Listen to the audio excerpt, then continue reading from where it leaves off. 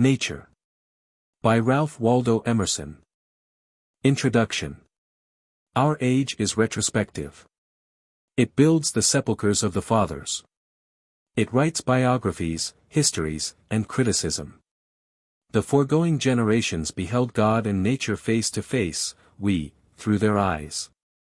Why should not we also enjoy an original relation to the universe? Why should not we have a poetry and philosophy of insight and not of tradition, and a religion by revelation to us, and not the history of theirs? Embosomed for a season in nature, whose floods of life stream around and through us, and invite us by the powers they supply, to action proportioned to nature, why should we grope among the dry bones of the past? Or put the living generation into masquerade out of its faded wardrobe? The sun shines today also. There is more wool and flax in the fields. There are new lands, new men, new thoughts. Let us demand our own works and laws and worship. Undoubtedly we have no questions to ask which are unanswerable. We must trust the perfection of the creation so far, as to believe that whatever curiosity the order of things has awakened in our minds, the order of things can satisfy. Every man's condition is a solution in hieroglyphic to those inquiries he would put. He acts it as life, before he apprehends it as truth. In like manner, nature is already, in its forms and tendencies, describing its own design. Let us interrogate the great apparition, that shines so peacefully around us. Let us inquire, to what end is nature? All science has one aim, namely, to find a theory of nature. We have theories of races and of functions, but scarcely yet a remote approach to an idea of creation. We are now so far from the road to truth, that religious teachers dispute and hate each other, and speculative men are esteemed unsound and frivolous. But to a sound judgment, the most abstract truth is the most practical. Whenever a true theory appears, it will be its own evidence. Its test is, that it will explain all phenomena. Now many are thought not only unexplained but inexplicable, as language, sleep, madness, dreams, beasts, sex. Philosophically considered, the universe is composed of nature and the soul. Strictly speaking, therefore, all that is separate from us, all which philosophy distinguishes as the not me, that is, both nature and art, all other men and my own body, must be ranked under this name, nature. In enumerating the values of nature and casting up their sum, I shall use the word in both senses, in its common and in its philosophical import. In inquiries so general as our present one, the inaccuracy is not material. No confusion of thought will occur. Nature, in the common sense, refers to essences unchanged by man, space, the air, the river, the leaf. Art is applied to the mixture of his will with the same things, as in a house, a canal, a statue, a picture. But his operations taken together are so insignificant, a little chipping, baking, patching, and washing, that in an impression so grand as that of the world on the human mind, they do not vary the result. How do you find this book? Any thoughts about the book or the author? Any suggestion for improvement? Please take a moment to share your thoughts in a comment. If you like it, share it with your friends who might enjoy it as well. Subscribe to keep in touch. Visit CompleteAudiobooks.com for more quality content. Chapter 1. Nature. To go into solitude, a man needs to retire as much from his chamber as from society. I am not solitary whilst I read and write, though nobody is with me. But if a man would be alone, let him look at the stars. The rays that come from those heavenly worlds, will separate between him and what he touches. One might think the atmosphere was made transparent with this design, to give man, in the heavenly bodies, the perpetual presence of the sublime. Seen in the streets of cities, how great they are. If the stars should appear one night in 1,000 years, how would men believe and adore, and preserve for many generations the remembrance of the city of God which had been shown. But every night come out these envoys of beauty, and light the universe with their admonishing smile. The stars awaken a certain reverence, because though always present, they are inaccessible. But all natural objects make a kindred impression, when the mind is open to their influence. Nature never wears a mean appearance. Neither does the wisest man extort her secret, and lose his curiosity by finding out all her perfection. Nature never became a toy to a wise spirit. The flowers, the animals, the mountains, reflected the wisdom of his best hour, as much as they had delighted the simplicity of his childhood. When we speak of nature in this manner, we have a distinct but most poetical sense in the mind. We mean the integrity of impression made by manifold natural objects. It is this which distinguishes the stick of timber of the woodcutter, from the tree of the poet. The charming landscape which I saw this morning, is indubitably made up of some 20 or 30 farms. Miller owns this field, Locke that, and Manning the woodland beyond. But none of them owns the landscape. There is a property in the horizon which no man has but he whose eye can integrate all the parts, that is, the poet. This is the best part of these men's farms, yet to this their warranty deeds give no title. To speak truly, few adult persons can see nature. Most persons do not see the sun.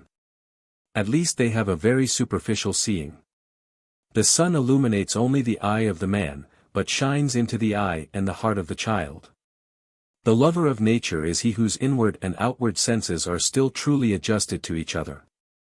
Who has retained the spirit of infancy even into the era of manhood. His intercourse with heaven and earth becomes part of his daily food. In the presence of nature, a wild delight runs through the man, in spite of real sorrows. Nature says, "He is my creature, and maugre all his impertinent griefs, he shall be glad with me." Not the sun or the summer alone, but every hour and season yields its tribute of delight.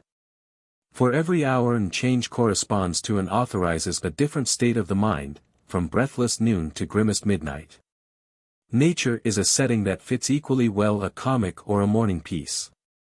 In good health, the air is a cordial of incredible virtue. Crossing a bare common, in snow puddles, at twilight, under a clouded sky, without having in my thoughts any occurrence of special good fortune, I have enjoyed a perfect exhilaration. I am glad to the brink of fear. In the woods too, a man casts off his years, as the snake his slough, and at what period soever of life, is always a child. In the woods, is perpetual youth. Within these plantations of God, a decorum and sanctity reign, a perennial festival is dressed, and the guest sees not how he should tire of them in 1,000 years. In the woods, we return to reason and faith. There I feel that nothing can befall me in life, no disgrace, no calamity, leaving me my eyes, which nature cannot repair. Standing on the bare ground, my head bathed by the blithe air, and uplifted into infinite space, all mean egotism vanishes. I become a transparent eyeball, I am nothing, I see all, the currents of the universal being circulate through me, I am part or particle of God. The name of the nearest friend sounds then foreign and accidental, to be brothers, to be acquaintances, master or servant, is then a trifle and a disturbance. I am the lover of uncontained and immortal beauty. In the wilderness, I find something more dear and connate than in streets or villages.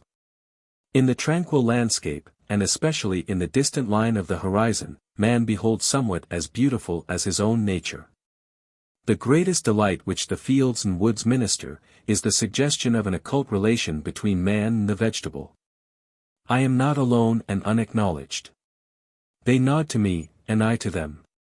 The waving of the boughs in the storm, is new to me and old. It takes me by surprise, and yet is not unknown. Its effect is like that of a higher thought or a better emotion coming over me, when I deemed I was thinking justly or doing right. Yet it is certain that the power to produce this delight, does not reside in nature, but in man, or in a harmony of both. It is necessary to use these pleasures with great temperance.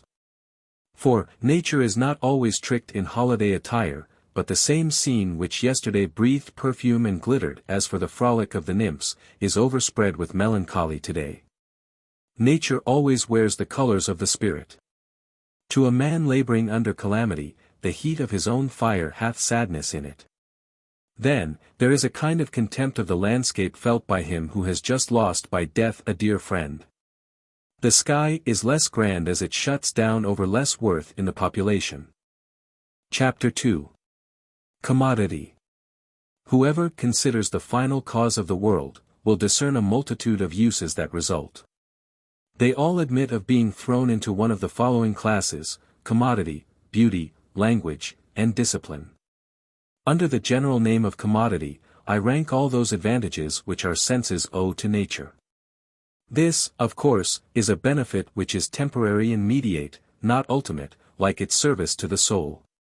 Yet although low, it is perfect in its kind, and is the only use of nature which all men apprehend. The misery of man appears like childish petulance, when we explore the steady and prodigal provision that has been made for his support and delight on this green ball which floats him through the heavens. What angels invented these splendid ornaments, these rich conveniences, this ocean of air above, this ocean of water beneath, this firmament of earth between? This zodiac of lights, this tent of dropping clouds, this striped coat of climates, this fourfold year?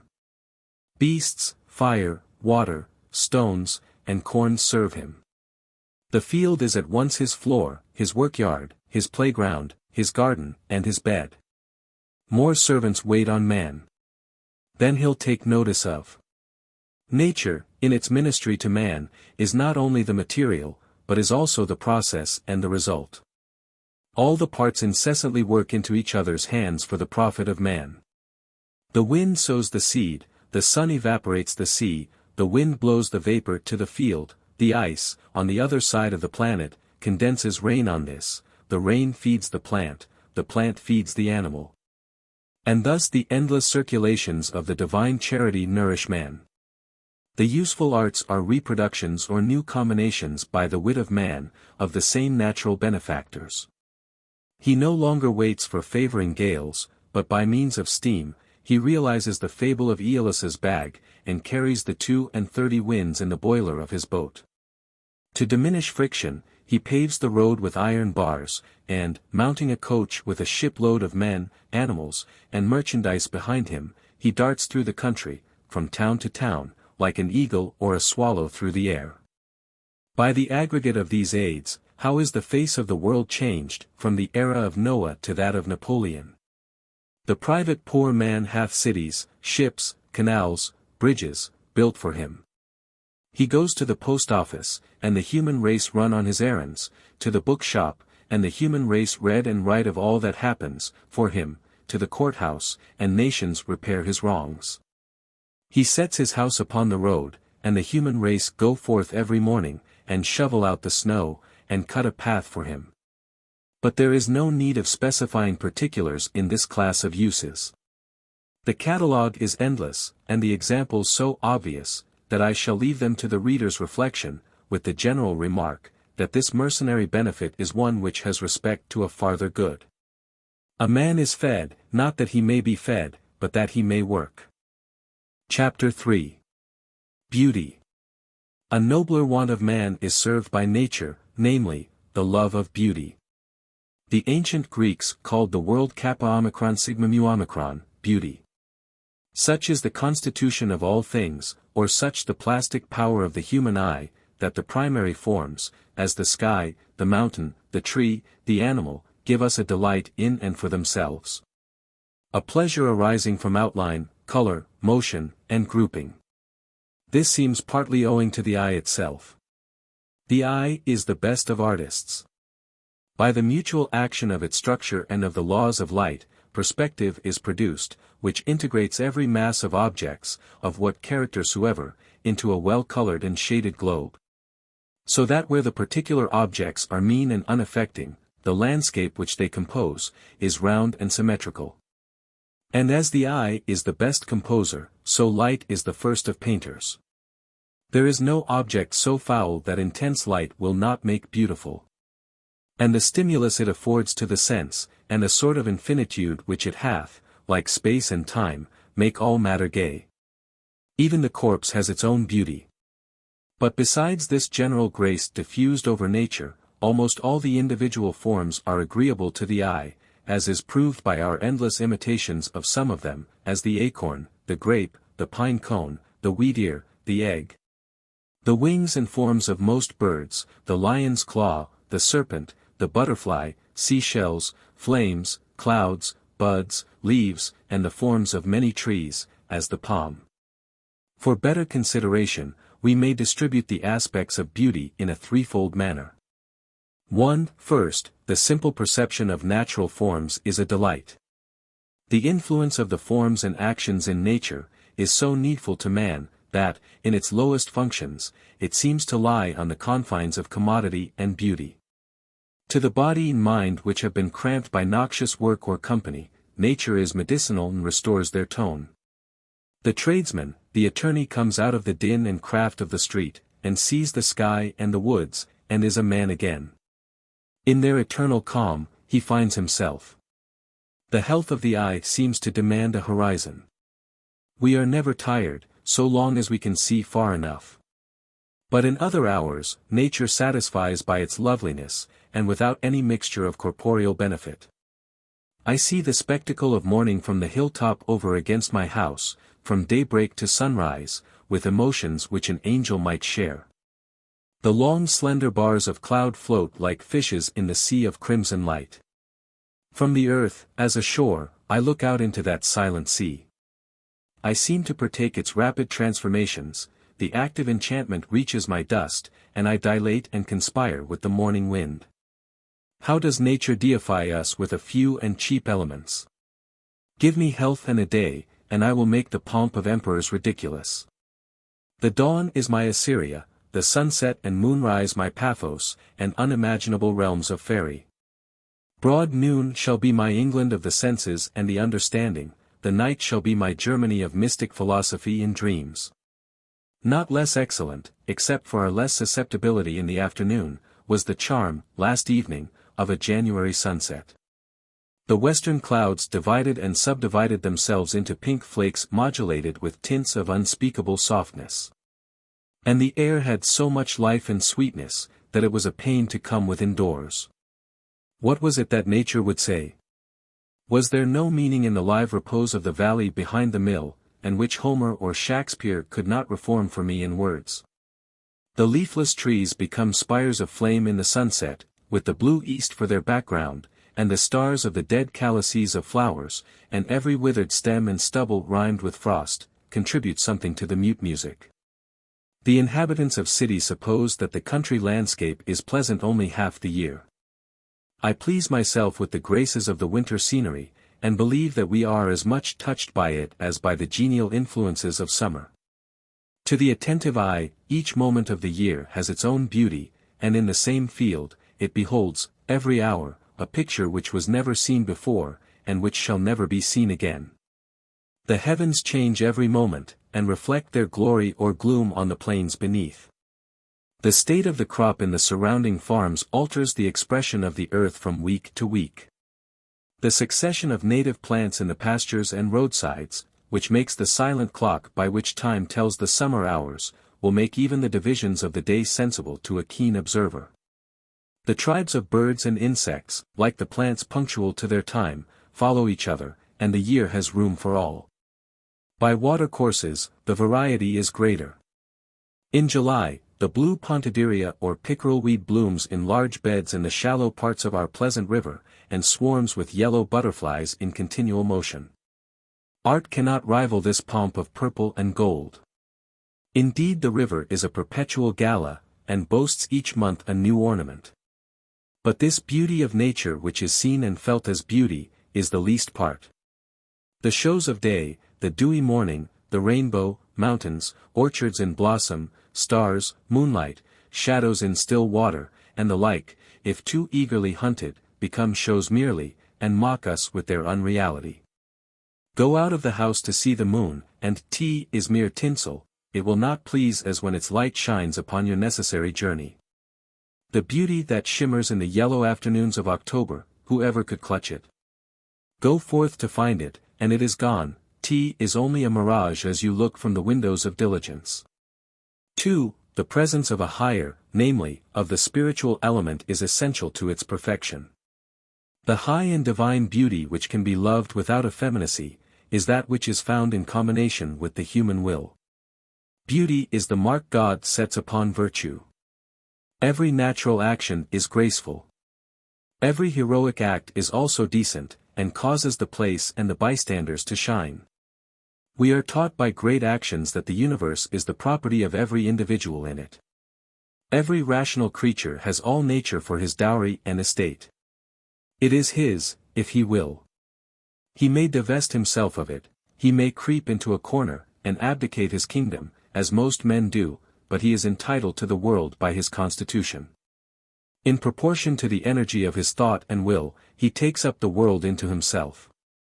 All those things for which men plough, build, or sail, obey virtue, said Sallust. The winds and waves, said Gibbon, are always on the side of the ablest navigators. So are the sun and moon and all the stars of heaven. When a noble act is done, perchance in a scene of great natural beauty. When Leonidas and his 300 martyrs consume one day in dying, and the sun and moon come each and look at them once in the steep defile of Thermopylae. When Arnold Winkelried, in the high Alps, under the shadow of the avalanche, gathers in his side a sheaf of Austrian spears to break the line for his comrades, are not these heroes entitled to add the beauty of the scene to the beauty of the deed? When the bark of Columbus nears the shore of America, before it, the beach lined with savages, fleeing out of all their huts of cane, the sea behind, and the purple mountains of the Indian archipelago around, can we separate the man from the living picture? Does not the New World clothe his form with her palm groves and savannas as fit drapery? Ever does natural beauty steal in like air, and envelope great actions. When Sir Harry Vane was dragged up the Tower Hill, sitting on a sled, to suffer death, as the champion of the English laws, one of the multitude cried out to him, "You never sate on so glorious a seat." Charles II. To intimidate the citizens of London, caused the patriot Lord Russell to be drawn in an open coach, through the principal streets of the city, on his way to the scaffold. But, his biographer says, the multitude imagined they saw liberty and virtue sitting by his side. In private places, among sordid objects, an act of truth or heroism seems at once to draw to itself the sky as its temple, the sun as its candle. Nature stretcheth out her arms to embrace man, only let his thoughts be of equal greatness. Willingly does she follow his steps with the rose and the violet, and bend her lines of grandeur and grace to the decoration of her darling child. Only let his thoughts be of equal scope, and the frame will suit the picture. A virtuous man is in unison with her works, and makes the central figure of the visible sphere. Homer, Pindar, Socrates, Phocion, associate themselves fitly in our memory with the geography and climate of Greece. The visible heavens and earth sympathize with Jesus. And in common life, whosoever has seen a person of powerful character and happy genius, will have remarked how easily he took all things along with him, the persons, the opinions, and the day, and nature became ancillary to a man. 3. There is still another aspect under which the beauty of the world may be viewed, namely, as it becomes an object of the intellect. Beside the relation of things to virtue, they have a relation to thought. The intellect searches out the absolute order of things as they stand in the mind of God, and without the colors of affection. The intellectual and the active powers seem to succeed each other, and the exclusive activity of the one generates the exclusive activity of the other. There is something unfriendly in each to the other, but they are like the alternate periods of feeding and working in animals, each prepares and will be followed by the other. Therefore does beauty, which, in relation to actions, as we have seen, comes unsought, and comes because it is unsought, remain for the apprehension and pursuit of the intellect, and then again, in its turn, of the active power. Nothing divine dies. All good is eternally reproductive. The beauty of nature reforms itself in the mind, and not for barren contemplation, but for new creation. All men are in some degree impressed by the face of the world, some men even to delight. This love of beauty is taste. Others have the same love in such excess, that, not content with admiring, they seek to embody it in new forms. The creation of beauty is art. The production of a work of art throws a light upon the mystery of humanity. A work of art is an abstract or epitome of the world. It is the result or expression of nature, in miniature. For, although the works of nature are innumerable and all different, the result or the expression of them all is similar and single. Nature is a sea of forms radically alike and even unique. A leaf, a sunbeam, a landscape, the ocean, make an analogous impression on the mind. What is common to them all, that perfectness and harmony, is beauty. The standard of beauty is the entire circuit of natural forms, the totality of nature. Which the Italians expressed by defining beauty il più nel uno. Nothing is quite beautiful alone, nothing but is beautiful in the whole.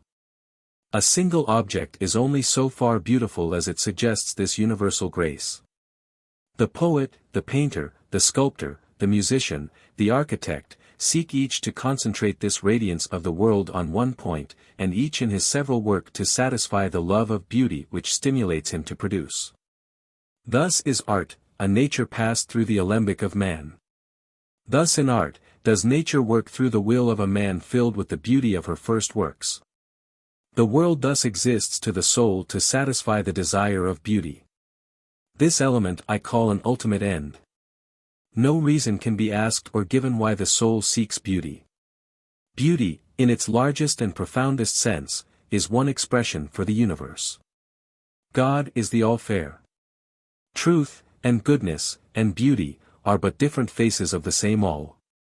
But beauty in nature is not ultimate. It is the herald of inward and eternal beauty, and is not alone a solid and satisfactory good. It must stand as a part, and not as yet the last or highest expression of the final cause of nature. Chapter 4. Language. Language is a third use which nature subserves to man. Nature is the vehicle, and threefold degree. 1. Words are signs of natural facts. 2. Particular natural facts are symbols of particular spiritual facts. 3. Nature is the symbol of spirit. 1. Words are signs of natural facts.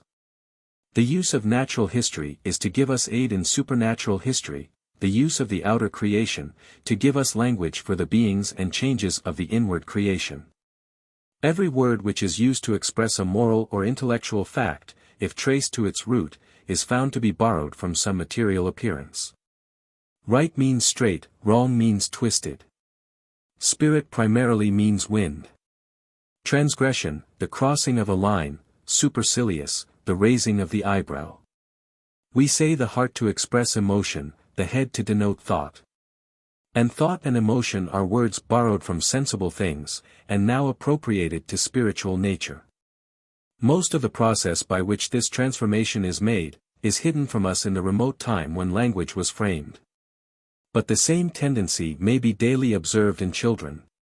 Children and savages use only nouns or names of things, which they convert into verbs, and apply to analogous mental acts. 2. But this origin of all words that convey a spiritual import, so conspicuous a fact in the history of language, is our least debt to nature. It is not words only that are emblematic, it is things which are emblematic. Every natural fact is a symbol of some spiritual fact. Every appearance in nature corresponds to some state of the mind, and that state of the mind can only be described by presenting that natural appearance as its picture. An enraged man is a lion, a cunning man is a fox, a firm man is a rock, a learned man is a torch. A lamb is innocence, a snake is subtle spite, flowers express to us the delicate affections. Light and darkness are our familiar expression for knowledge and ignorance, and heat for love. Visible distance behind and before us, is respectively our image of memory and hope. Who looks upon a river in a meditative hour, and is not reminded of the flux of all things? Throw a stone into the stream, and the circles that propagate themselves are the beautiful type of all influence. Man is conscious of a universal soul within or behind his individual life, wherein, as in a firmament, the natures of justice, truth, love, freedom, arise and shine. This universal soul, he calls reason. It is not mine, or thine, or his, but we are its property in men. And the blue sky in which the private earth is buried, the sky with its eternal calm, and full of everlasting orbs, is the type of reason. That which, intellectually considered, we call reason, considered in relation to nature, we call spirit. Spirit is the creator. Spirit hath life in itself. And man in all ages and countries, embodies it in his language, as the Father. It is easily seen that there is nothing lucky or capricious in these analogies, but that they are constant, and pervade nature. These are not the dreams of a few poets, here and there, but man is an analogist and studies relations in all objects. He is placed in the center of beings, and a ray of relation passes from every other being to him. And neither can man be understood without these objects, nor these objects without man. All the facts in natural history taken by themselves, have no value, but are barren, like a single sex. But marry it to human history, and it is full of life. Whole Florus, all Linnaeus and Buffon's volumes, are dry catalogues of facts. But the most trivial of these facts, the habit of a plant, the organs, or work, or noise of an insect, applied to the illustration of a fact in intellectual philosophy, or, in any way associated to human nature, affects us in the most lively and agreeable manner. The seed of a plant, to what affecting analogies in the nature of man, is that little fruit made use of, in all discourse, up to the voice of Paul, who calls the human corpse a seed, it is sown a natural body, it is raised a spiritual body. The motion of the earth round its axis, and round the sun, makes the day, and the year. These are certain amounts of brute light and heat. But is there no intent of an analogy between man's life and the seasons? And do the seasons gain no grandeur or pathos from that analogy? The instincts of the ant are very unimportant, considered as the ant's. But the moment a ray of relation is seen to extend from it to man, and the little drudge is seen to be a monitor, a little body with a mighty heart, then all its habits, even that said to be recently observed, that it never sleeps, become sublime. Because of this radical correspondence between visible things and human thoughts, savages, who have only what is necessary, converse in figures. As we go back in history, language becomes more picturesque, until its infancy, when it is all poetry. Or all spiritual facts are represented by natural symbols. The same symbols are found to make the original elements of all languages. It has moreover been observed, that the idioms of all languages approach each other in passages of the greatest eloquence and power. And as this is the first language, so is it the last. This immediate dependence of language upon nature, this conversion of an outward phenomenon into a type of somewhat in human life, never loses its power to affect us. It is this which gives that piquancy to the conversation of a strong-natured farmer or backwoodsman, which all men relish. A man's power to connect his thought with its proper symbol, and so to utter it, depends on the simplicity of his character, that is, upon his love of truth, and his desire to communicate it without loss. The corruption of man is followed by the corruption of language. When simplicity of character and the sovereignty of ideas is broken up by the prevalence of secondary desires, the desire of riches, of pleasure, of power, and of praise, and duplicity in falsehood take place of simplicity in truth. The power over nature as an interpreter of the will, is in a degree lost. New imagery ceases to be created, and old words are perverted to stand for things which are not, a paper currency is employed, when there is no bullion in the vaults. In due time, the fraud is manifest, and words lose all power to stimulate the understanding or the affections. Hundreds of writers may be found in every long civilized nation, who for a short time believe, and make others believe, that they see and utter truths, who do not of themselves clothe one thought in its natural garment, but who feed unconsciously on the language created by the primary writers of the country, those, namely, who hold primarily on nature. But wise men pierce this rotten diction and fasten words again to visible things, so that picturesque language is at once a commanding certificate that he who employs it, is a man in alliance with truth and God. The moment our discourse rises above the ground line of familiar facts, and is inflamed with passion or exalted by thought, it clothes itself in images. A man conversing in earnest, if he watch his intellectual processes, will find that a material image, more or less luminous, arises in his mind, contemporaneous with every thought, which furnishes the vestment of the thought. Hence, good writing and brilliant discourse are perpetual allegories. This imagery is spontaneous. It is the blending of experience with the present action of the mind. It is proper creation. It is the working of the original cause through the instruments he has already made. These facts may suggest the advantage which the country life possesses for a powerful mind, over the artificial and curtailed life of cities. We know more from nature than we can at will communicate. Its light flows into the mind evermore, and we forget its presence.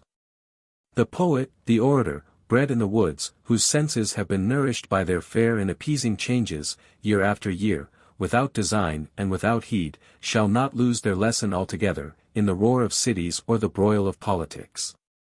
Long hereafter, amidst agitation and terror in national councils, in the hour of revolution, these solemn images shall reappear in their morning luster, as fit symbols and words of the thoughts which the passing events shall awaken. At the call of a noble sentiment, again the woods wave, the pines murmur, the river rolls and shines, and the cattle low upon the mountains, as he saw and heard them in his infancy. And with these forms, the spells of persuasion, the keys of power are put into his hands. 3. We are thus assisted by natural objects in the expression of particular meanings. But how great a language to convey such peppercorn informations! Did it need such noble races of creatures, this profusion of forms, this host of orbs in heaven, to furnish man with the dictionary and grammar of his municipal speech? Whilst we use this grand cipher to expedite the affairs of our pot and kettle, we feel that we have not yet put it to its use, neither are able. We are like travelers using the cinders of a volcano to roast their eggs.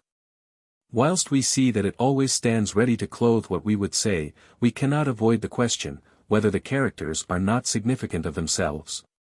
Have mountains, and waves, and skies, no significance but what we consciously give them, when we employ them as emblems of our thoughts? The world is emblematic. Parts of speech are metaphors, because the whole of nature is a metaphor of the human mind. The laws of moral nature answer to those of matter as face to face in a glass. The visible world and the relation of its parts, is the dial plate of the invisible. The axioms of physics translate the laws of ethics. Thus, the whole is greater than its part, reaction is equal to action. The smallest weight may be made to lift the greatest, the difference of weight being compensated by time, and many the like propositions, which have an ethical as well as physical sense. These propositions have a much more extensive and universal sense when applied to human life, than when confined to technical use. In like manner, the memorable words of history, and the proverbs of nations, consist usually of a natural fact, selected as a picture or parable of a moral truth. Thus, a rolling stone gathers no moss, a bird in the hand is worth two in the bush. A cripple in the right way, will beat a racer in the wrong, make hay while the sun shines, tea is hard to carry a full cup even, vinegar is the son of wine, the last ounce broke the camel's back, long-lived trees make roots first, and the like. In their primary sense these are trivial facts, but we repeat them for the value of their analogical import. What is true of proverbs, is true of all fables, parables, and allegories. This relation between the mind and matter is not fancied by some poet, but stands in the will of God, and so is free to be known by all men. It appears to men, or it does not appear. When in fortunate hours we ponder this miracle, the wise man doubts, if, at all other times, he is not blind and deaf. Can these things be? And overcome us like a summer's cloud? Without our special wonder. For the universe becomes transparent, and the light of higher laws than its own, shines through it. It is the standing problem which has exercised the wonder and the study of every fine genius since the world began. From the era of the Egyptians and the Brahmins, to that of Pythagoras, of Plato, of Bacon, of Leibniz, of Swedenborg.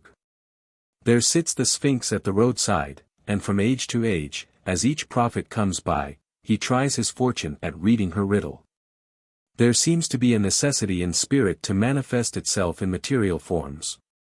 And day and night, river and storm, beast and bird, acid and alkali, pre-exist in necessary ideas in the mind of God, and are what they are by virtue of preceding affections, in the world of spirit. A fact is the end or last issue of spirit. The visible creation is the terminus or the circumference of the invisible world. Material objects, said a French philosopher, are necessarily kinds of scoriae of the substantial thoughts of the Creator, which must always preserve an exact relation to their first origin. In other words, visible nature must have a spiritual and moral side. This doctrine is abstruse, and though the images of garment, scoriae, mirror, and may stimulate the fancy, we must summon the aid of subtler and more vital expositors to make it plain. Every scripture is to be interpreted by the same spirit which gave it forth, is the fundamental law of criticism. A life in harmony with nature, the love of truth and of virtue, will purge the eyes to understand her text. By degrees we may come to know the primitive sense of the permanent objects of nature, so that the world shall be to us an open book, and every form significant of its hidden life and final cause. A new interest surprises us, whilst, under the view now suggested, we contemplate the fearful extent and multitude of objects, since every object rightly seen, unlocks a new faculty of the soul. That which was unconscious truth, becomes, when interpreted and defined in an object, a part of the domain of knowledge, a new weapon in the magazine of power. Chapter 5. Discipline. In view of the significance of nature, we arrive at once at a new fact, that nature is a discipline. This use of the world includes the preceding uses, as parts of itself. Space, time, society, labor, climate, food, locomotion, the animals, the mechanical forces, give us sincerest lessons, day by day, whose meaning is unlimited. They educate both the understanding and the reason. Every property of matter is a school for the understanding, its solidity or resistance, its inertia, its extension, its figure, its divisibility. The understanding adds, divides, combines, measures, and finds nutriment and room for its activity in this worthy scene.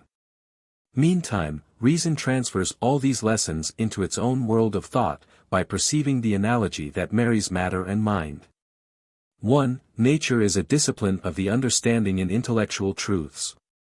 Our dealing with sensible objects is a constant exercise in the necessary lessons of difference, of likeness, of order, of being and seeming, of progressive arrangement, of ascent from particular to general, of combination to one end of manifold forces. Proportion to the importance of the organ to be formed, is the extreme care with which its tuition is provided, a care pretermitted in no single case. What tedious training, day after day, year after year, never ending, to form the common sense, what continual reproduction of annoyances, inconveniences, dilemmas, what rejoicing over us of little men. What disputing of prices, what reckonings of interest, and all to form the hand of the mind, to instruct us that, good thoughts are no better than good dreams, unless they be executed. The same good office is performed by property and its filial systems of debt and credit. Debt, grinding debt, whose iron face the widow, the orphan, and the sons of genius fear and hate. Debt, which consumes so much time, which so cripples and disheartens a great spirit with cares that seem so base, is a preceptor whose lessons cannot be foregone, and is needed most by those who suffer from it most. Moreover, property, which has been well compared to snow, if it fall level today, it will be blown into drifts tomorrow, is the surface action of internal machinery, like the index on the face of a clock. Whilst now it is the gymnastics of the understanding, it is having in the foresight of the spirit, experience in profounder laws. The whole character and fortune of the individual are affected by the least inequalities in the culture of the understanding, for example, in the perception of differences. Therefore is space, and therefore time, that man may know that things are not huddled and lumped, but sundered and individual. A bell and a plough have each their use, and neither can do the office of the other. Water is good to drink, coal to burn, wool to wear, but wool cannot be drunk, nor water spun, nor coal eaten. The wise man shows his wisdom in separation, in gradation, and his scale of creatures and of merits is as wide as nature. The foolish have no range in their scale, but suppose every man is as every other man. What is not good they call the worst, and what is not hateful, they call the best. In like manner, what good heed, nature forms in us. She pardons no mistakes. Her yea is yea, and her nay, nay. The first steps in agriculture, astronomy, zoology, those first steps which the farmer, the hunter, and the sailor take, teach that nature's dice are always loaded. That in her heaps and rubbish are concealed sure and useful results. How calmly and genially the mind apprehends one after another the laws of physics. What noble emotions dilate the mortal as he enters into the counsels of the creation, and feels by knowledge the privilege to be. His insight refines him. The beauty of nature shines in his own breast. Man is greater that he can see this, and the universe less, because time and space relations vanish as laws are known. Here again we are impressed and even daunted by the immense universe to be explored. What we know, is a point to what we do not know. Open any recent journal of science, and weigh the problems suggested concerning light, heat, electricity, magnetism, physiology, geology, and judge whether the interest of natural science is likely to be soon exhausted. Passing by many particulars of the discipline of nature, we must not omit to specify two. The exercise of the will or the lesson of power is taught in every event.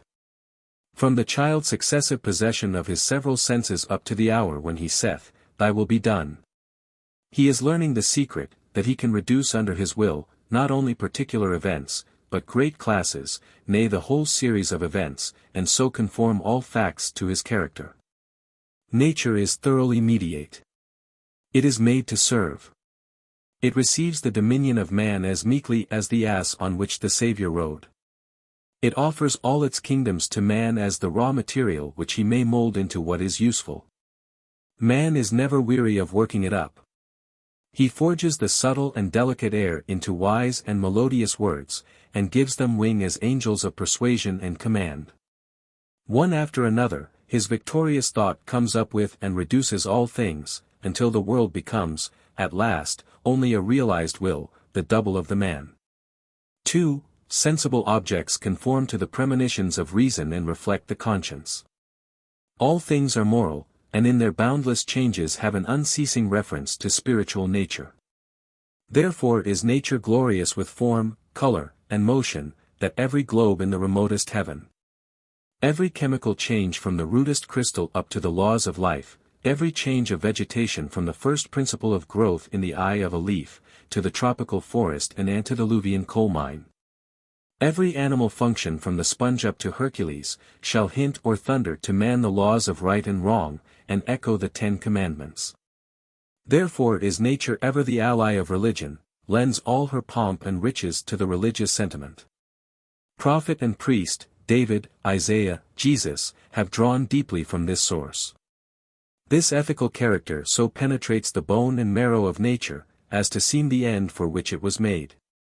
Whatever private purpose is answered by any member or part, this is its public and universal function, and is never omitted. Nothing in nature is exhausted in its first use. When a thing has served an end to the uttermost, it is wholly new for an ulterior service. In God, every end is converted into a new means. Thus the use of commodity, regarded by itself, is mean and squalid. But it is to the mind an education in the doctrine of use, namely, that a thing is good only so far as it serves, that a conspiring of parts and efforts to the production of an end, is essential to any being. The first and gross manifestation of this truth, is our inevitable and hated training in values and wants, in corn and meat. It has already been illustrated, that every natural process is a version of a moral sentence. The moral law lies at the center of nature and radiates to the circumference. It is the pith and marrow of every substance, every relation, and every process. All things with which we deal, preach to us. What is a farm but a mute gospel? The chaff and the wheat, weeds and plants, blight, rain, insects, sun, it is a sacred emblem from the first furrow of spring to the last stack which the snow of winter overtakes in the fields. But the sailor, the shepherd, the miner, the merchant, in their several resorts, have each an experience precisely parallel, and leading to the same conclusion, because all organizations are radically alike. Nor can it be doubted that this moral sentiment which thus scents the air, grows in the grain, and impregnates the waters of the world, is caught by man and sinks into his soul. The moral influence of nature upon every individual is that amount of truth which it illustrates to him. Who can estimate this? Who can guess how much firmness the sea-beaten rock has taught the fisherman? How much tranquility has been reflected to man from the azure sky, over whose unspotted deeps the winds forevermore drive flocks of stormy clouds, and leave no wrinkle or stain? How much industry and providence and affection we have caught from the pantomime of brutes! What a searching preacher of self-command is the varying phenomenon of health! Herein is especially apprehended the unity of nature, the unity in variety, which meets us everywhere. All the endless variety of things make an identical impression. Xenophanes complained in his old age, that, look where he would, all things hastened back to unity. He was weary of seeing the same entity in the tedious variety of forms. The fable of Proteus has a cordial truth. A leaf, a drop, a crystal, a moment of time is related to the whole, and partakes of the perfection of the whole. Each particle is a microcosm, and faithfully renders the likeness of the world. Not only resemblances exist in things whose analogy is obvious, as when we detect the type of the human hand in the flipper of the fossil saurus, but also in objects wherein there is great superficial unlikeness. Thus architecture is called frozen music, by de Stael and Goethe. Vitruvius thought an architect should be a musician. A Gothic church, said Coleridge, is a petrified religion. Michelangelo maintained, that, to an architect, a knowledge of anatomy is essential.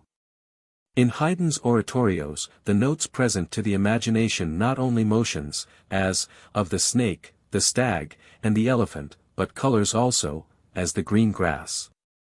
The law of harmonic sounds reappears in the harmonic colors. The granite is differenced in its laws only by the more or less of heat, from the river that wears it away. The river, as it flows, resembles the air that flows over it. The air resembles the light which traverses it with more subtle currents, the light resembles the heat which rides with it through space. Each creature is only a modification of the other. The likeness in them is more than the difference, and their radical law is one and the same. A rule of one art, or a law of one organization, holds true throughout nature. So intimate is this unity, that, it is easily seen, it lies under the undermost garment of nature, and betrays its source in universal spirit. For, it pervades thought also. Every universal truth which we express in words, implies or supposes every other truth. Omni verum vero consonat. It is like a great circle on a sphere, comprising all possible circles, which, however, may be drawn, and comprise it, in like manner.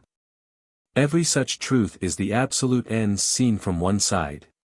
But it has innumerable sides. The central unity is still more conspicuous in actions. Words are finite organs of the infinite mind. They cannot cover the dimensions of what is in truth. They break, chop, and impoverish it. An action is the perfection and publication of thought. A right action seems to fill the eye, and to be related to all nature. The wise man, in doing one thing, does all. Or, in the one thing he does rightly, he sees the likeness of all which is done rightly. Words and actions are not the attributes of brute nature. They introduce us to the human form, of which all other organizations appear to be degradations. When this appears among so many that surround it, the spirit prefers it to all others. It says, from such as this, have I drawn joy and knowledge, in such as this, have I found and beheld myself, I will speak to it, it can speak again. It can yield me thought already formed and alive. In fact, the eye, the mind, is always accompanied by these forms, male and female, and these are incomparably the richest informations of the power and order that lie at the heart of things. Unfortunately, Every one of them bears the marks as of some injury, is marred and superficially defective. Nevertheless, far different from the deaf and dumb nature around them, these all rest like fountain pipes on the unfathomed sea of thought and virtue whereto they alone, of all organizations, are the entrances. It were a pleasant inquiry to follow into detail their ministry to our education, but where would it stop? We are associated in adolescent and adult life with some friends, who, like skies and waters, are coextensive with our idea. Who, answering each to a certain affection of the soul, satisfy our desire on that side, whom we lack power to put at such focal distance from us, that we can mend or even analyze them. We cannot choose but love them. When much intercourse with a friend has supplied us with a standard of excellence, and has increased our respect for the resources of God who thus sends a real person to outgo our ideal. When he has, moreover, become an object of thought, and, whilst his character retains all its unconscious effect, is converted in the mind into solid and sweet wisdom, it is a sign to us that his office is closing. And he is commonly withdrawn from our sight in a short time. Chapter 6. Idealism. Thus is the unspeakable but intelligible and practicable meaning of the world conveyed to man, the immortal pupil, in every object of sense. To this one end of discipline, all parts of nature conspire.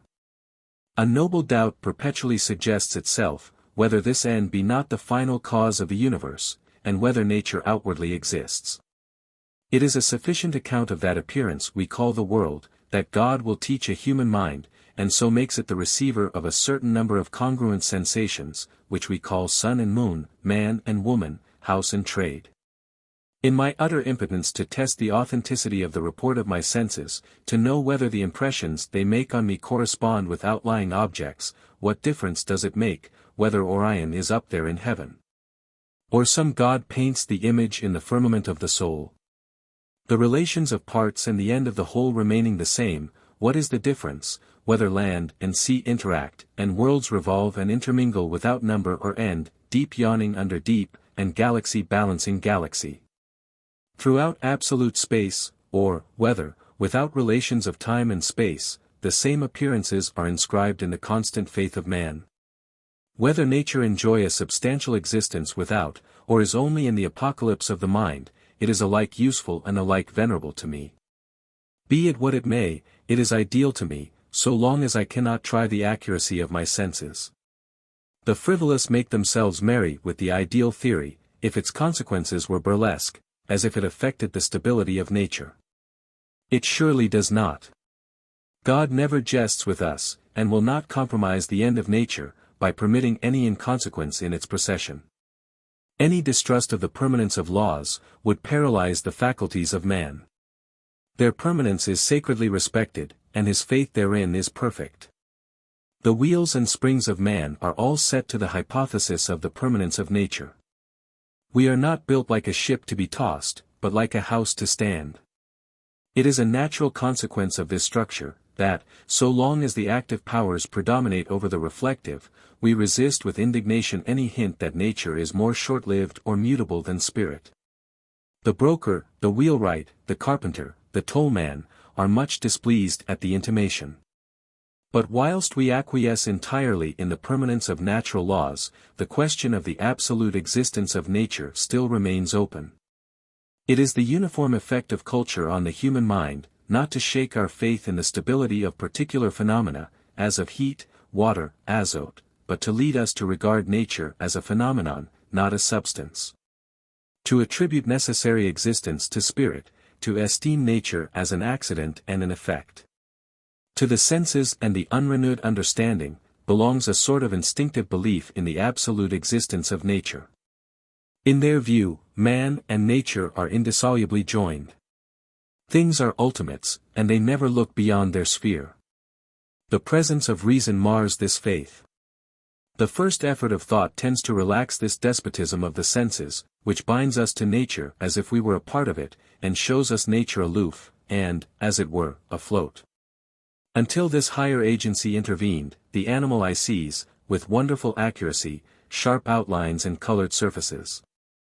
When the eye of reason opens, to outline and surface are at once added, grace and expression. These proceed from imagination and affection, and abate somewhat of the angular distinctness of objects. If the reason be stimulated to more earnest vision, outlines and surfaces become transparent, and are no longer seen. Causes and spirits are seen through them. The best moments of life are these delicious awakenings of the higher powers, and the reverential withdrawing of nature before its God. Let us proceed to indicate the effects of culture. 1. Our first institution in the ideal philosophy is a hint from nature herself.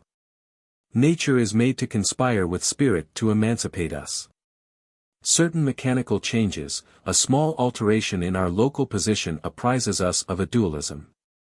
We are strangely affected by seeing the shore from a moving ship, from a balloon, or through the tints of an unusual sky. The least change in our point of view, gives the whole world a pictorial air. A man who seldom rides, needs only to get into a coach and traverse his own town, to turn the street into a puppet show. The men, the women, talking, running, bartering, fighting, the earnest mechanic, the lounger, the beggar, the boys, the dogs, are unrealized at once, or, at least, wholly detached from all relation to the observer, and seen as apparent. Not substantial beings. What new thoughts are suggested by seeing a face of country quite familiar, in the rapid movement of the railroad car? Nay, the most wanted objects, make a very slight change in the point of vision, please us most. In a camera obscura, the butcher's cart, and the figure of one of our own family amuse us. So a portrait of a well-known face gratifies us. Turn the eyes upside down, by looking at the landscape through your legs, and how agreeable is the picture, that you have seen at any time these 20 years. In these cases, by mechanical means, is suggested the difference between the observer and the spectacle, between man and nature. Hence arises a pleasure mixed with awe. I may say, a low degree of the sublime is felt from the fact, probably, that man is hereby apprised, that, whilst the world is a spectacle, something in himself is stable. 2. In a higher manner, the poet communicates the same pleasure. By a few strokes he delineates, as on air, the sun, the mountain, the camp, the city, the hero, the maiden, not different from what we know them, but only lifted from the ground and afloat before the eye. He unfixes the land and the sea, makes them revolve around the axis of his primary thought, and disposes them anew. Possessed himself by a heroic passion, he uses matter as symbols of it. The sensual man conforms thoughts to things. The poet conforms things to his thoughts.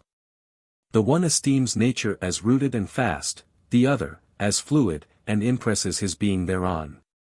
To him, the refractory world is ductile and flexible. He invests dust and stones with humanity, and makes them the words of the reason. The imagination may be defined to be, the use which the reason makes of the material world. Shakespeare possesses the power of subordinating nature for the purposes of expression, beyond all poets. His imperial muse tosses the creation like a bauble from hand to hand, and uses it to embody any caprice of thought that is uppermost in his mind. The remotest spaces of nature are visited, and the farthest sundered things are brought together, by a subtle spiritual connection. We are made aware that magnitude of material things is relative, and all objects shrink and expand to serve the passion of the poet. Thus, in his sonnets, the lays of birds, the scents and dyes of flowers, he finds to be the shadow of his beloved. Time, which keeps her from him, is his chest, the suspicion she has awakened, is her ornament. The ornament of beauty is suspect. A crow which flies in heaven's sweetest air. His passion is not the fruit of chance. It swells, as he speaks, to a city or a state. No, it was builded far from accident. It suffers not in smiling pomp, nor falls under the brow of thralling discontent. It fears not policy, that heretic that works on leases of short-numbered hours, but all alone stands hugely politic. In the strength of his constancy, the pyramid seemed to him recent and transitory. The freshness of youth and love dazzles him with its resemblance to morning. Take those lips away, which so sweetly were forsworn. And those eyes, the break of day. Lights that do mislead the morn. The wild beauty of this hyperbole, I may say, in passing, it would not be easy to match in literature. This transfiguration which all material objects undergo through the passion of the poet, this power which he exerts to dwarf the great, to magnify the small, might be illustrated by 1,000 examples from his plays. I have before me The Tempest, and will cite only these few lines. Ariel. The strong-based promontory. Have I made shake, and by the spurs plucked up. The pine and cedar. Prospero calls for music to suit the frantic Alonso, and his companions. A solemn air, and the best comforter. To an unsettled fancy, cure thy brains. Now useless, boiled within thy skull. Again. The charm dissolves apace. And, as the morning steals upon the night, melting the darkness, so their rising senses begin to chase the ignorant fumes that mantle. Their clearer reason, their understanding, begins to swell, and the approaching tide will shortly fill the reasonable shores that now lie foul and muddy. The perception of real affinities between events, that is to say, of ideal affinities, for those only are real, enables the poet thus to make free with the most imposing forms and phenomena of the world, and to assert the predominance of the soul. 3. Whilst thus the poet animates nature with his own thoughts, he differs from the philosopher only herein, that the one proposes beauty as his main end, the other truth. But the philosopher, not less than the poet, postpones the apparent order and relations of things to the empire of thought. The problem of philosophy, according to Plato, is, for all that exists conditionally, to find a ground unconditioned and absolute. It proceeds on the faith that a law determines all phenomena, which being known, the phenomena can be predicted. That law, when in the mind, is an idea. Its beauty is infinite. The true philosopher and the true poet are one, and a beauty, which is truth, and a truth, which is beauty, is the aim of both. Is not the charm of one of Plato's or Aristotle's definitions, strictly like that of the Antigone of Sophocles? It is, in both cases, that a spiritual life has been imparted to nature. That the solid seeming block of matter has been pervaded and dissolved by a thought, that this feeble human being has penetrated the vast masses of nature with an informing soul, and recognized itself in their harmony, that is, sees their law. In physics, when this is attained, the memory disburthens itself of its cumbrous catalogues of particulars, and carries centuries of observation in a single formula. Thus even in physics, the material is degraded before the spiritual. The astronomer, the geometer, rely on their irrefragable analysis, and disdain the results of observation. The sublime remark of Euler on his law of arches, this will be found contrary to all experience, yet is true, had already transferred nature into the mind, and left matter like an outcast corpse. For, intellectual science has been observed to beget invariably a doubt of the existence of matter. Turgot said, "He that has never doubted the existence of matter, may be assured he has no aptitude for metaphysical inquiries." It fastens the attention upon immortal necessary uncreated natures, that is, upon ideas. And in their presence, we feel that the outward circumstance is a dream and a shade. Whilst we wait in this Olympus of gods, we think of nature as an appendix to the soul. We ascend into their region, and know that these are the thoughts of the Supreme Being. These are they who were set up from everlasting, from the beginning, or ever the earth was. When he prepared the heavens, they were there. When he established the clouds above, when he strengthened the fountains of the deep. Then they were by him, as one brought up with him. Of them took he counsel. Their influence is proportionate. As objects of science, they are accessible to few men. Yet all men are capable of being raised by piety or by passion, into their region. And no man touches these divine natures, without becoming, in some degree, himself divine. Like a new soul, they renew the body. We become physically nimble and lightsome, we tread on air, life is no longer irksome, and we think it will never be so.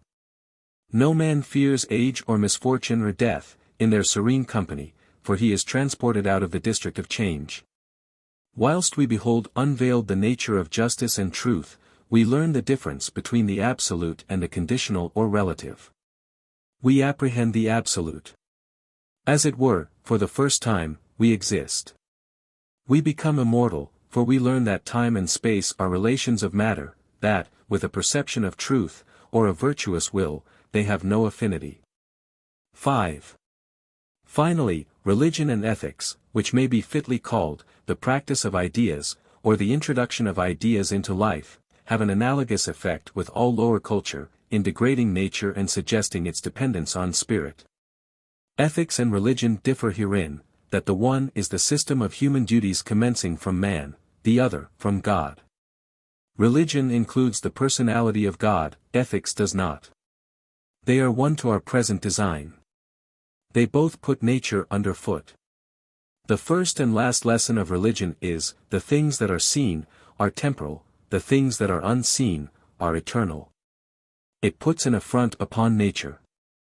It does that for the unschooled, which philosophy does for Berkeley and Vyasa.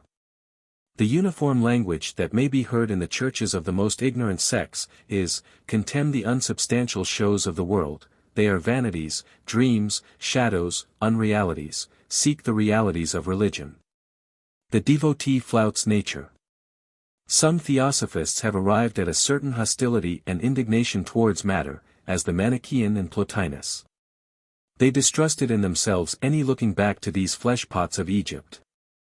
Plotinus was ashamed of his body. In short, they might all say of matter, what Michelangelo said of external beauty, it is the frail and weary weed, in which God dresses the soul, which he has called into time. It appears that motion, poetry, physical and intellectual science, and religion, all tend to affect our convictions of the reality of the external world. But I own there is something ungrateful in expanding too curiously the particulars of the general proposition, that all culture tends to imbue us with idealism. I have no hostility to nature, but a child's love to it. I expand and live in the warm day like corn and melons. Let us speak her fair. I do not wish to fling stones at my beautiful mother, nor soil my gentle nest. I only wish to indicate the true position of nature in regard to man, wherein to establish man, all right education tends, as the ground which to attain is the object of human life, that is, of man's connection with nature. Culture inverts the vulgar views of nature, and brings the mind to call that apparent, which it uses to call real, and that real, which it uses to call visionary. Children, it is true, believe in the external world. The belief that it appears only, is an afterthought, but with culture, this faith will as surely arise on the mind as did the first. The advantage of the ideal theory over the popular faith, is this, that it presents the world in precisely that view which is most desirable to the mind. It is, in fact, the view which reason, both speculative and practical, that is, philosophy and virtue, take. For, seen in the light of thought, the world always is phenomenal, and virtue subordinates it to the mind. Idealism sees the world in God. It beholds the whole circle of persons and things, of actions and events, of country and religion, not as painfully accumulated, atom after atom, act after act, in an aged creeping past, but as one vast picture, which God paints on the instant eternity, for the contemplation of the soul. Therefore the soul holds itself off from a too trivial and microscopic study of the universal tablet. It respects the end too much, to immerse itself in the means. It sees something more important in Christianity, than the scandals of ecclesiastical history, or the niceties of criticism. And, very incurious concerning persons or miracles, and not at all disturbed by chasms of historical evidence, it accepts from God the phenomenon, as it finds it, as the pure and awful form of religion in the world. It is not hot and passionate at the appearance of what it calls its own good or bad fortune, at the union or opposition of other persons. No man is its enemy. It accepts whatsoever befalls, as part of its lesson. It is a watcher more than a doer, and it is a doer, only that it may the better watch. Chapter 7. Spirit. It is essential to a true theory of nature and of man, that it should contain somewhat progressive uses that are exhausted or that may be, and facts that end in the statement, cannot be all that is true of this brave lodging wherein man is harbored, and wherein all his faculties find appropriate and endless exercise. And all the uses of nature admit of being summed in one, which yields the activity of man an infinite scope. Through all its kingdoms, to the suburbs and outskirts of things, it is faithful to the cause whence it had its origin. It always speaks of spirit. It suggests the absolute. It is a perpetual effect. It is a great shadow pointing always to the sun behind us. The aspect of nature is devout. Like the figure of Jesus, she stands with bended head, and hands folded upon the breast. The happiest man is he who learns from nature the lesson of worship. Of that ineffable essence which we call spirit, he that thinks most, will say least. We can foresee God in the coarse, and, as it were, distant phenomena of matter, but when we try to define and describe himself, both language and thought desert us, and we are as helpless as fools and savages. That essence refuses to be recorded in propositions, but when man has worshipped him intellectually, the noblest ministry of nature is to stand as the apparition of God. It is the organ through which the universal spirit speaks to the individual, and strives to lead back the individual to it. When we consider spirit, we see that the views already presented do not include the whole circumference of man. We must add some related thoughts. 3 problems are put by nature to the mind: what is matter? Whence is it? And where to? The first of these questions only, the ideal theory answers. Idealism saith, matter is a phenomenon, not a substance. Idealism acquaints us with the total disparity between the evidence of our own being, and the evidence of the world's being. The one is perfect, the other, incapable of any assurance. The mind is a part of the nature of things. The world is a divine dream, from which we may presently awake to the glories and certainties of day. Idealism is a hypothesis to account for nature by other principles than those of carpentry and chemistry. Yet, if it only deny the existence of matter, it does not satisfy the demands of the spirit. It leaves God out of me. It leaves me in the splendid labyrinth of my perceptions, to wander without end. Then the heart resists it, because it balks the affections in denying substantive being to men and women. Nature is so pervaded with human life, that there is something of humanity in all, and in every particular. But this theory makes nature foreign to me, and does not account for that consanguinity which we acknowledge to it. Let it stand, then, in the present state of our knowledge, merely as a useful introductory hypothesis, serving to apprise us of the eternal distinction between the soul and the world. But when, following the invisible steps of thought, we come to inquire, whence is matter? And where to? Many truths arise to us out of the recesses of consciousness. We learn that the highest is present to the soul of man, that the dread universal essence, which is not wisdom, or love, or beauty, or power, but all in one, and each entirely, is that for which all things exist, and that by which they are. That spirit creates, that behind nature, throughout nature, spirit is present. One and not compound, it does not act upon us from without, that is, in space and time, but spiritually, or through ourselves. Therefore, that spirit, that is, the Supreme Being, does not build up nature around us, but puts it forth through us. As the life of the tree puts forth new branches and leaves through the pores of the old. As a plant upon the earth, so a man rests upon the bosom of God, he is nourished by unfailing fountains, and draws, at his need, inexhaustible power. Who can set bounds to the possibilities of man? Once inhale the upper air, being admitted to behold the absolute natures of justice and truth, and we learn that man has access to the entire mind of the Creator, is himself the Creator in the finite. This view, which admonishes me where the sources of wisdom and power lie, and points to virtue as to the golden key, which opes the palace of eternity, carries upon its face the highest certificate of truth. Because it animates me to create my own world through the purification of my soul. The world proceeds from the same spirit as the body of man. It is a remoter and inferior incarnation of God, a projection of God in the unconscious. But it differs from the body in one important respect. It is not, like that, now subjected to the human will. Its serene order is inviolable by us. It is, therefore, to us, the present expositor of the divine mind. It is a fixed point whereby we may measure our departure. As we degenerate, the contrast between us and our house is more evident.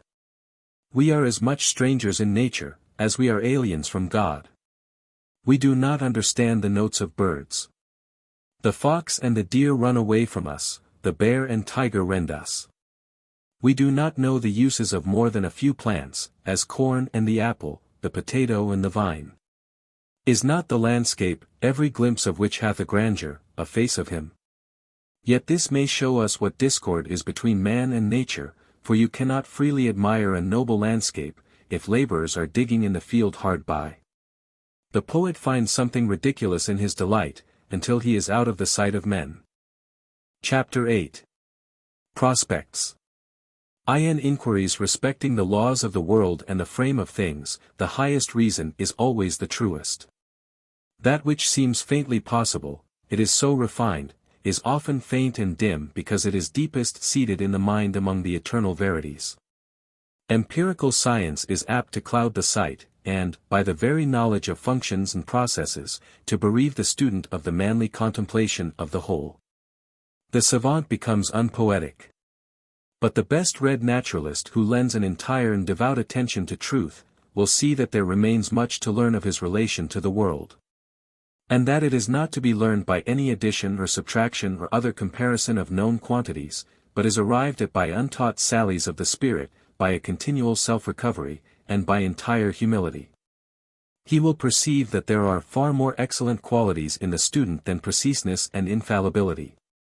That a guess is often more fruitful than an indisputable affirmation, and that a dream may let us deeper into the secret of nature than 100 concerted experiments.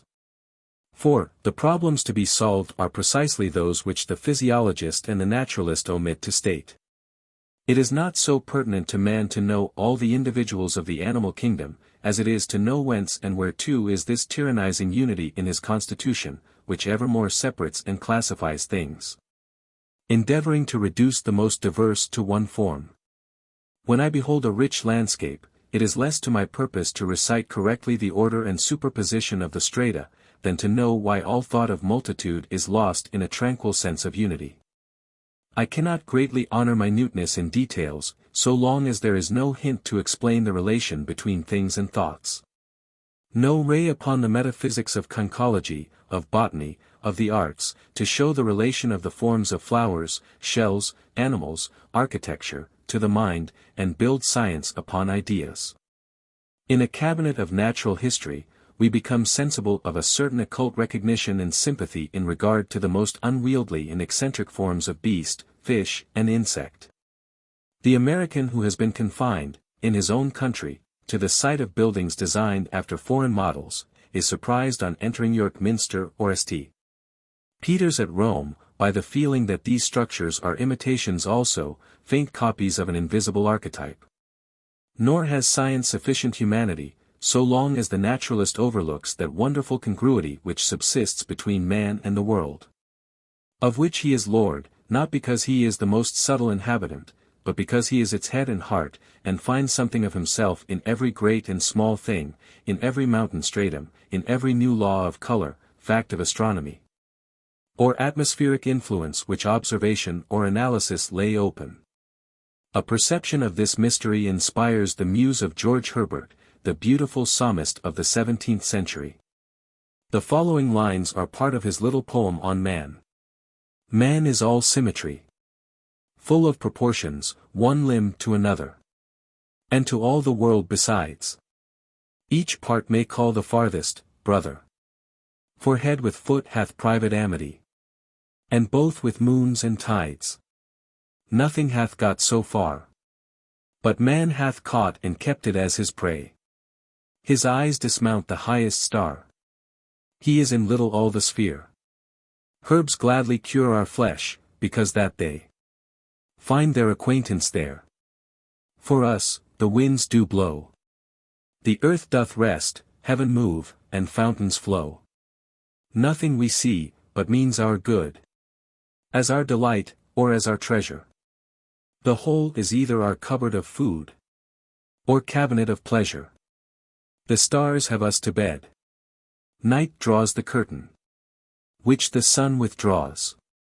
Music and light attend our head. All things unto our flesh are kind.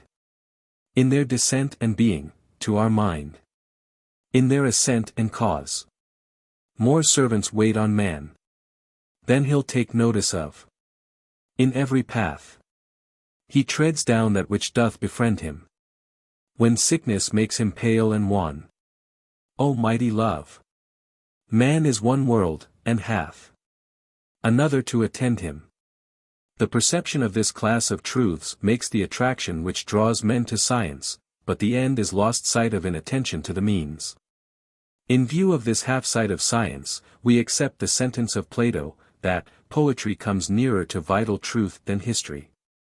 Every surmise and vaticination of the mind is entitled to a certain respect, and we learn to prefer imperfect theories, and sentences, which contain glimpses of truth, to digested systems which have no one valuable suggestion. A wise writer will feel that the ends of studying composition are best answered by announcing undiscovered regions of thought, and so communicating, through hope, new activity to the torpid spirit. I shall therefore conclude this essay with some traditions of man and nature, which a certain poet sang to me, and which, as they have always been in the world, and perhaps reappear to every bard, may be both history and prophecy. The foundations of man are not in matter, but in spirit. But the element of spirit is eternity. To it, therefore, the longest series of events, the oldest chronologies are young and recent. In the cycle of the universal man, from whom the known individuals proceed, centuries are points, and all history is but the epoch of one degradation. We distrust and deny inwardly our sympathy with nature. We own and disown our relation to it, by turns. We are, like Nebuchadnezzar, dethroned, bereft of reason, and eating grass like an ox. But who can set limits to the remedial force of spirit? A man is a god in ruins. When men are innocent, life shall be longer, and shall pass into the immortal, as gently as we awake from dreams. Now, the world would be insane and rabid, if these disorganizations should last for hundreds of years. It is kept in check by death and infancy. Infancy is the perpetual Messiah, which comes into the arms of fallen men, and pleads with them to return to paradise. Man is the dwarf of himself. Once he was permeated and dissolved by spirit. He filled nature with his overflowing currents. Out from him sprang the sun and moon, from man, the sun, from woman, the moon. The laws of his mind, the periods of his actions externized themselves into day and night, into the year and the seasons. But, having made for himself this huge shell, his waters retired, he no longer fills the veins and veinlets, he is shrunk to a drop. He sees, that the structure still fits him, but fits him colossally. Say, rather, once it fitted him, now it corresponds to him from far and on high. He adores timidly his own work. Now is man the follower of the sun, and woman the follower of the moon. Yet sometimes he starts in his slumber, and wonders at himself and his house, and muses strangely at the resemblance betwixt him and it. He perceives that if his law is still paramount, if still he have elemental power, if his word is sterling yet in nature, it is not conscious power, it is not inferior but superior to his will. It is instinct. Thus my Orphic poet sang. At present, man applies to nature but half his force. He works on the world with his understanding alone. He lives in it, and masters it by a penny wisdom. And he that works most in it, is but a half-man, and whilst his arms are strong and his digestion good, his mind is embruted, and he is a selfish savage. His relation to nature, his power over it, is through the understanding, as by manure. The economic use of fire, wind, water, and the mariner's needle, steam, coal, chemical agriculture, the repairs of the human body by the dentist and the surgeon. This is such a resumption of power, as if a banished king should buy his territories inch by inch, instead of vaulting at once into his throne. Meantime, in the thick darkness, there are not wanting gleams of a better light, occasional examples of the action of man upon nature with his entire force, with reason as well as understanding. Such examples are the traditions of miracles in the earliest antiquity of all nations, the history of Jesus Christ, the achievements of a principle, as in religious and political revolutions, and in the abolition of the slave trade. The miracles of enthusiasm, as those reported of Swedenborg, Hohenlohe, and the Shakers, many obscure and yet contested facts, now arranged under the name of animal magnetism, prayer, eloquence, self-healing, and the wisdom of children. These are examples of reason's momentary grasp of the scepter, the exertions of a power which exists not in time or space, but an instantaneous instreaming causing power. The difference between the actual and the ideal force of man is happily figured by the schoolmen, in saying, that the knowledge of man is an evening knowledge, vespertina cognitio, but that of God is a morning knowledge, matutina cognitio. The problem of restoring to the world original and eternal beauty, is solved by the redemption of the soul. The ruin or the blank, that we see when we look at nature, is in our own eye. The axis of vision is not coincident with the axis of things, and so they appear not transparent but opaque. The reason why the world lacks unity, and lies broken and in heaps, is, because man is disunited with himself. He cannot be a naturalist, until he satisfies all the demands of the spirit. Love is as much its demand, as perception. Indeed, neither can be perfect without the other. In the uttermost meaning of the words, thought is devout, and devotion is thought. Deep calls unto deep. But in actual life, the marriage is not celebrated. There are innocent men who worship God after the tradition of their fathers, but their sense of duty has not yet extended to the use of all their faculties. And there are patient naturalists, but they freeze their subject under the wintry light of the understanding. Is not prayer also a study of truth, a sally of the soul into the unfound infinite? No man ever prayed heartily, without learning something. But when a faithful thinker, resolute to detach every object from personal relations, and see it in the light of thought, shall, at the same time, kindle science with the fire of the holiest affections, then will God go forth anew into the creation. It will not need, when the mind is prepared for study, to search for objects. The invariable mark of wisdom is to see the miraculous in the common. What is a day? What is a year? What is summer? What is woman? What is a child? What is sleep? To our blindness, these things seem unaffecting. We make fables to hide the baldness of the fact and conform it, as we say, to the higher law of the mind. But when the fact is seen under the light of an idea, the gaudy fable fades and shrivels. We behold the real higher law. To the wise, therefore, a fact is true poetry, and the most beautiful of fables. These wonders are brought to our own door. You also are a man.